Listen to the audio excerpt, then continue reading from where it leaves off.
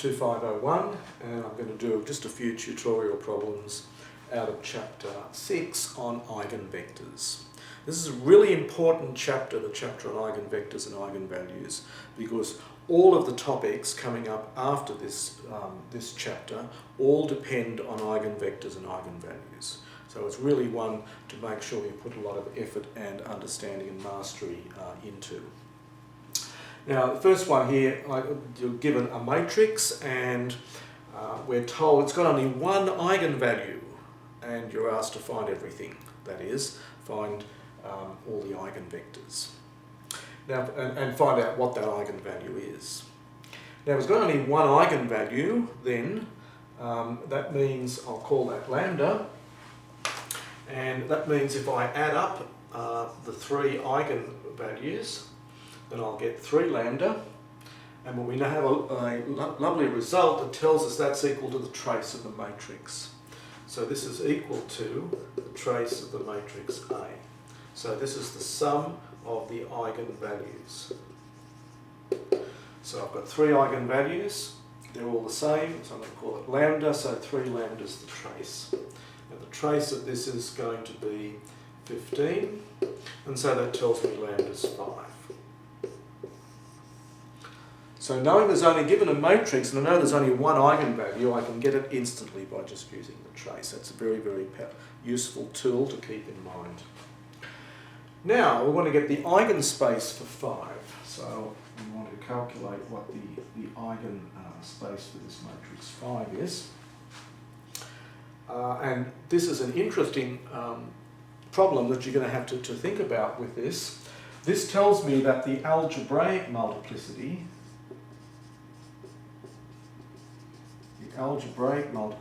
of lambda equals 5 is 3. That is, it occurs exactly 3 times in the characteristic polynomial. In fact, the characteristic polynomial will be x minus 5 all cubed, so that's the algebraic multiplicity. And the number of linearly independent eigenvectors I get, we're going to call the geometric multiplicity. So I'm going to calculate the eigenspace of this matrix. The eigenspace corresponding to the eigenvalue lambda equals 5. So the algebraic multiplicity is 3. The geometric multiplicity is the number of linearly independent eigenvectors that I'm going to get out from lambda equals 5. So you might like to think about what that number can be. It has to be at least 1 because we've got an eigenvalue, so it must give me at least one eigenvector. So it could be 1, could be 2. It can't be 3 because then when I calculate this, then the kernel of A minus 5i, this would have to, this matrix here would have to be the 0 matrix, and it's pretty obvious that that's not going to work. So the answer is going to be either 1 or 2. It's useful to think about these things before you calculate them, but to find out exactly what the geometric multiplicity is, we have to do the math on this. So I'm going to work out the kernel of this matrix, so I just subtract 5 off the main diagonal.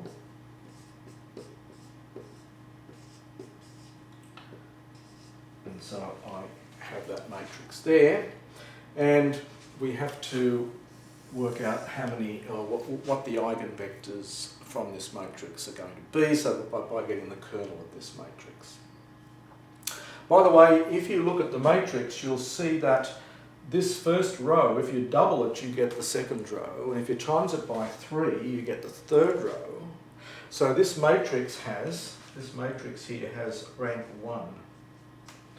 If it's got rank 1, then the nullity is 2. So that means I'm looking for 2 linearly independent eigenvectors out of here.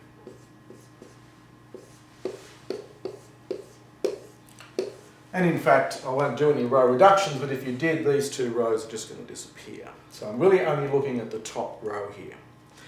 And we should be in the good habit at this stage of just writing down by inspection what the eigenvectors are without putting in parameters and doing complicated things. So I'm just looking for a vector that when I multiply this matrix by this vector, I get 0.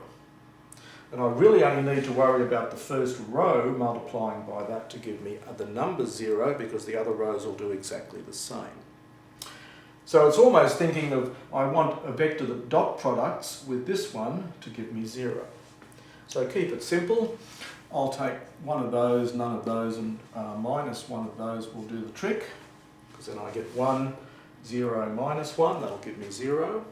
And then I could take, say, 2 of those, 1 of those, and none of those, and that will do, that's 2 minus 2, 0. So there are my 2 eigenvectors. There's my eigenspace. So these two are the linearly independent eigenvectors for the original matrix. And we can say that the geometric multiplicity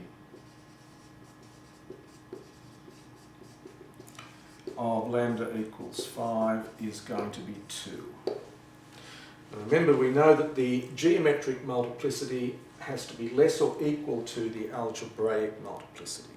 And that's also a useful fact to keep in mind.